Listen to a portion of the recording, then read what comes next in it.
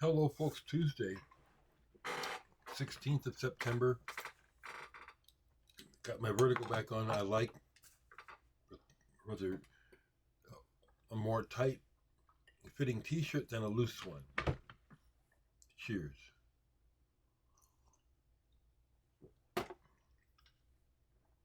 So yesterday something pretty cool happened in Omaha that I missed out on. There was no way for me to know. Interestingly, how I have been in the last few days revisiting a lot of Steven Wilson. And probably right about the time I was playing this yesterday, turns out he, and Nick Beggs, well, the band were in Omaha yesterday, probably en route to Minneapolis. I think that's where they play tonight. But they stopped in at the store at Homer's, my record store, because the employees posted some pictures. That was a jaw dropper. It's like, man, it was on, Steven Wilson's on my radar, but there was no way to know that they were going to stop there. So I just missed a chance to meet him in person again. There were two other times when I encountered Steven Wilson up close, and both times he was busy. And so one time I was talking to John Wesley, who was in the touring band Porcupine Tree for a while. That was backstage, outside the hall, but he was still hauling stuff into the club from the bus. And so I was this close and was able to do that, but it was like I also got the vibe that's like, don't bug me. And the second time it was at another show in Seattle. And I just happened to be right in front by the box office of the place they were playing when he pops out up front to check something. Once again, I could see he was busy and, had that air. It's like, I'm busy. I'm not here to meet and greet. So I left him alone. But that, it's like, that was a jaw dropper. It's the pictures are on Instagram and on Facebook. And it also is telling of Omaha.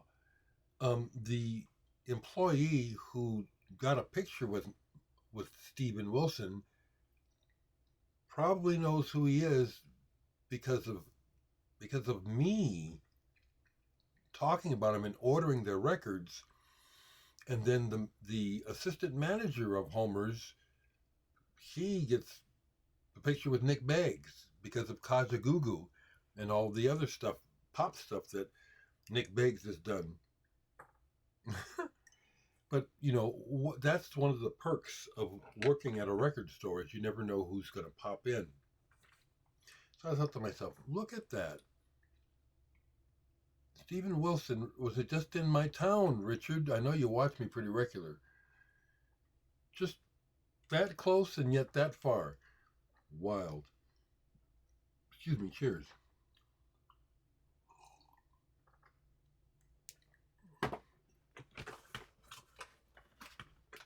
Sold some more RAF records. I'm not a bean counter, but it's part of our world, so I notice the numbers. I'm very pleased to see that finally, for once, one of my music uploads gets the views that these videos get. Over 1,000 views on the RAF Last Set Ever video. I've watched it again myself because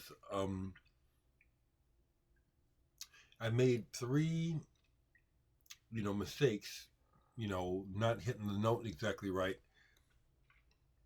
But after not having played with the band for 2 years and only two practices, as tight as we were, I'm not going to complain. And once again, I love the comments. It's like, all you got to do is watch and listen and see.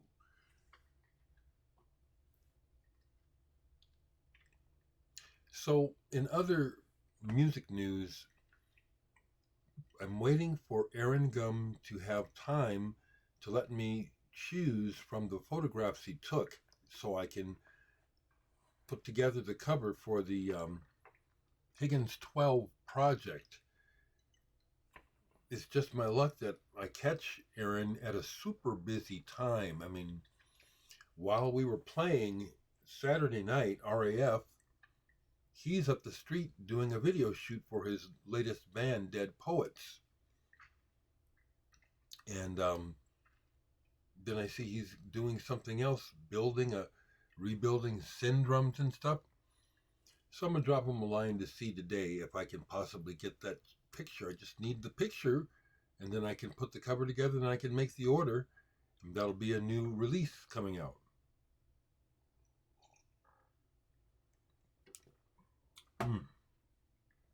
Love my coffee in the morning. Update on the kittens. Well, things aren't going as the neighbors said they would so far. There's another litter. The black cat has had a litter. I'm not feeding him, so I'm not concerned about that. And we'll see. My other thought is, how do these cats survive in the winter? Because winters get rough around here.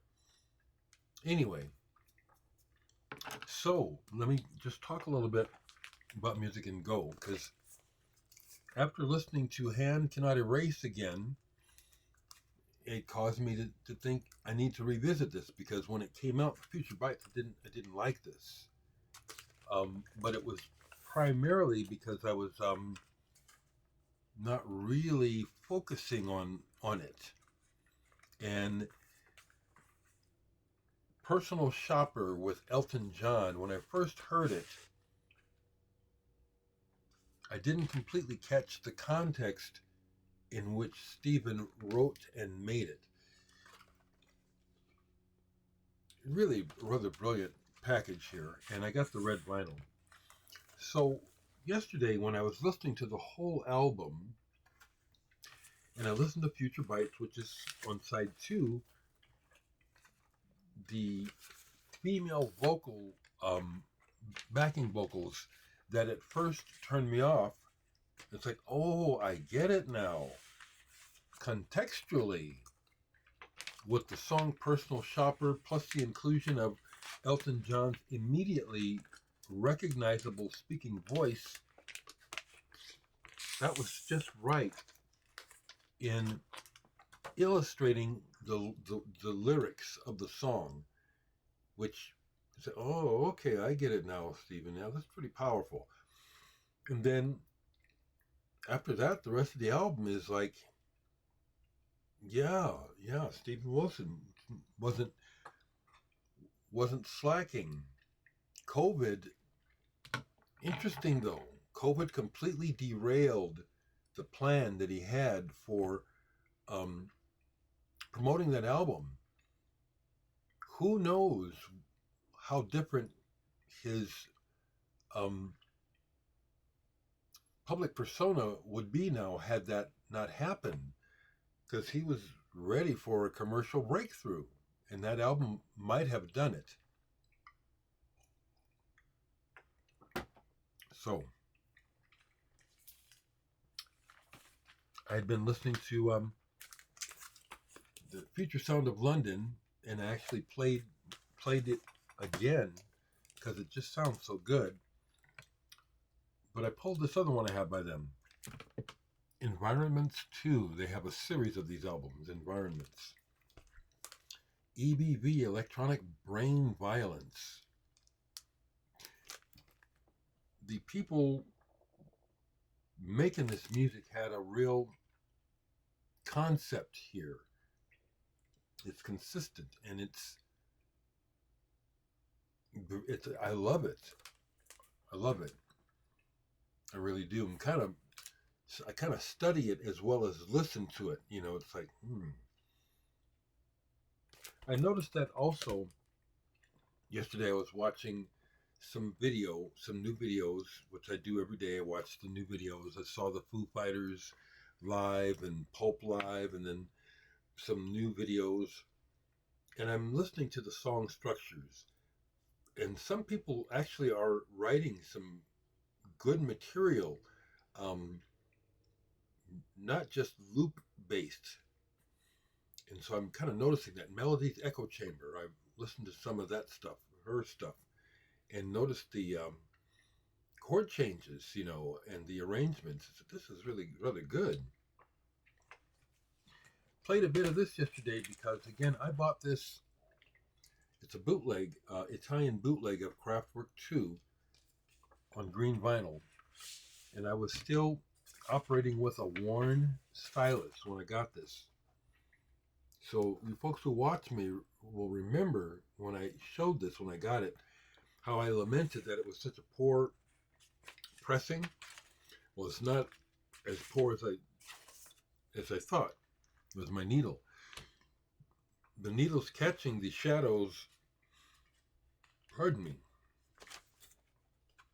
kind of that, like you get a shadow of the next groove because it was riding the groove rather than being in it. So there was just a tiny bit of that at the beginning of each side, and then so this was enjoyable. This was my introduction to Craftwerk. When I met the Reese brothers in high school, they had their first two albums, and I still remember the first couple times tripping listening to Kling Klang in particular. It's a game changer of a record. It is.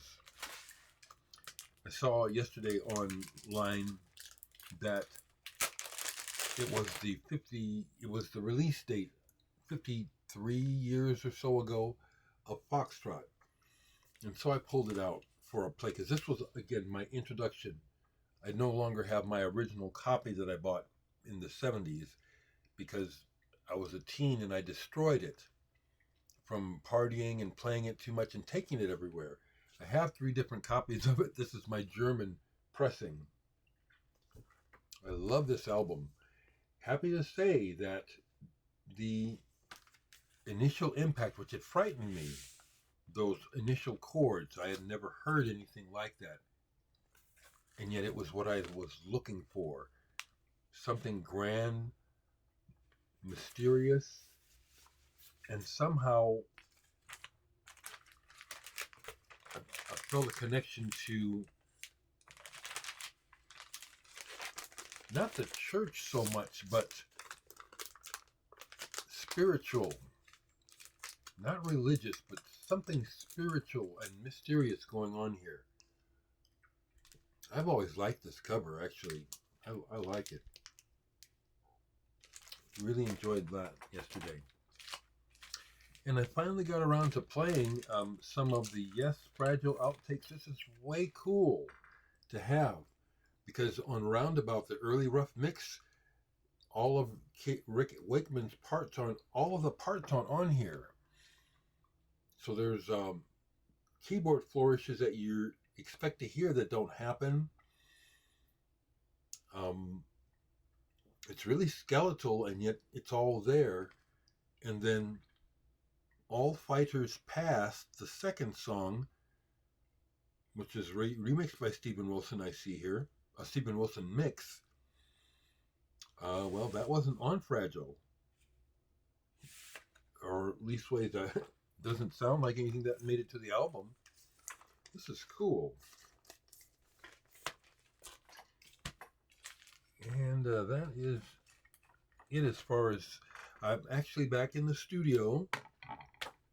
So check this out. If you see it, Chad or anyone from Dead Poets at the RAF, at the Punk Rock Barbecue, Chad Lotman, who's the lead singer of Dead Poets, is someone who goes back, way back.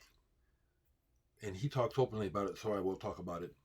The same way that I met the lead singer, the original singer of RAF, is how I met Chad when they were kids on the psych ward for teens that I worked as a psych tech back in the day. And I've told the story. Chad was one of those kind of kids who he is, when you see him, he looks kind of like, he looks scary. He almost looks like a he's big, bald-headed now, just big, hulking, kind of. Don't want to use a, but people, he was the staff. What I'm getting at is he was not an ugly kid, but he was um, hyper, already had been abused, very distrusting of people, and could be violent. But he was kind of the way he looked. He wasn't attractive, okay, which affects how people treat you. I'll never forget a lot of things that I went through working in the psych, um, um, in the mental health system. Anyway, to get back to Chad and then to get to Dead Poets, because he's the lead singer of Dead Poets with Aaron Gum, their latest project. I had to come to Chad's rescue on the unit, literally, because the staff were abusing him. So anyway, when we hooked up, whenever I see him, it's always really good. I love his wife as well, Jen. But he was so enthusiastic talking about his latest project, Dead Poets, because they were on break or had just got done doing some shooting of the video I told you about, okay, up the street. And he was just telling me how I was the first person that treated him with any value ever in his life. And the way both of he and his wife treat me when I see them, it's obviously the case. I love him, but he loves me, okay, which means a lot to me. Anyway, I was picking up on his vibe about Dead Poets. Now, I had been talking to people about how I hadn't seen Dead Poets live yet, but what I'd heard, I wasn't really impressed with. But then, talking to Aaron about it, I caught that really what they're about isn't about the quality of the music, which is what I'm always about. It's more about this whole scenario, this whole setup. It's a goth thing, kind of, And I started to pick up on Chad's true excitement about this project and how it's revital. He says, I've never felt like this. And he's been in several bands. I have Filthy Fuse CD. And I said to him, I ought to write a song for you. I don't do that, It's not something I say. But this connection I feel with him, it was sparked, by his obvious joy about this latest project, Dead Poets. I said, I'm going to write a song for you. And so I've started writing. I'm not going to write words. I'm going to write a piece of music in the style of what they're doing. Because I already do that when I've done things similar to it. So I got started on a bass line and okay, we're already in business. So that's the latest thing that I'm working on right now, is writing a song for Chad. Now, this is not necessarily for Dead Poets. They don't have to do it. So if Chad likes it and writes words for it, and they don't use it, I'll use it. But I thought to myself, this feels right to open that door to him. Now, just right quick, someone else who I hadn't seen for a while was at the show and was asking me, well, did Greg Sage ever get a hold of you of the Wipers? I said, what? I don't remember that. And he said something about having some kind of contact with Greg Sage of the Wipers. And apparently there was talk about him wanting to work with me or RAF. I said, I don't remember hearing from him. Tell him to get a hold of me.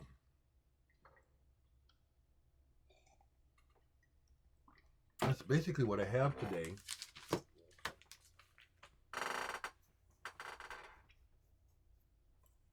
I am avoiding the news. It's just every day it's more ultimately weird and not about to turn around. The one thing I said yesterday, I'm I'm going to quote myself. I posted this on my Facebook page, besides all the pictures from the punk rock barbecue and all my enthusiasm about the event, the barbecue. What was my comment? Come on, there it is. Trump and his cronies are profiting mightily from this unnecessary divide that we can't seem to wake up from. Unnecessary divide. We're all the same thing, and because of strange ideology and hateful rhetoric that won't die, we're dealing with this utter madness. All totally unnecessary. All going on because it makes money. Peace is not profitable. War is. Chaos is. It's such a sad situation. People often are saying, you ought to move, Dereck. You ought to get out of the country.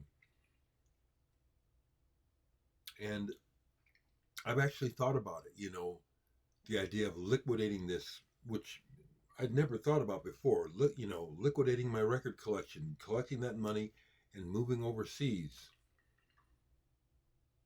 But I don't really want to.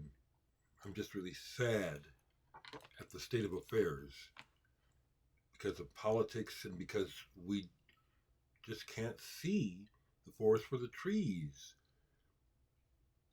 That's why I really like what Dan said at the show. He just said it off the top of his head. We're family. This is your sanctuary. Go to a punk rock show. We are one. Even within the punk rock community, there's a lot of dysfunction and a lot of so-and-so fuck so-and-so, and now they're with so-and-so, and then they just go down the line, and so there's all that mess. That's just real life. But beyond that, and at a deeper level, there's a bond that a great majority of the punk rock community that I'm a part of here in Omaha, that we feel. If you see this, Dan, am I bullshitting or is that real? And it's been like this since we were young, since most of these people were kids, because I was a young 20-year-old or so when I got involved. I can't remember, And thanks, Dan, I got it backwards. That Kelly, Dan married Kelly's sister.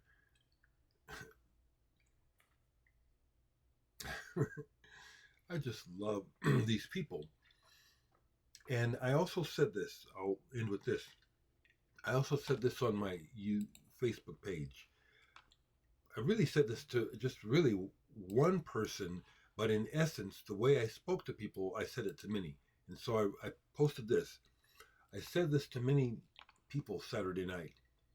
I may not always be around, but I'm right here for you.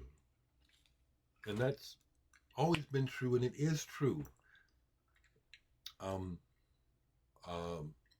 If you reach out to me and you need me, that's, I'm here.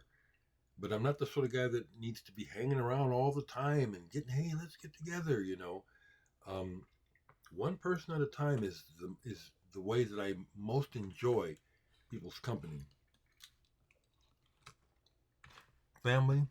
The latest thing that we did was my nephew Sean shared a funny little video, and we were laughing about that, about cats. So, folks, take care, and I'll just talk to you in a minute.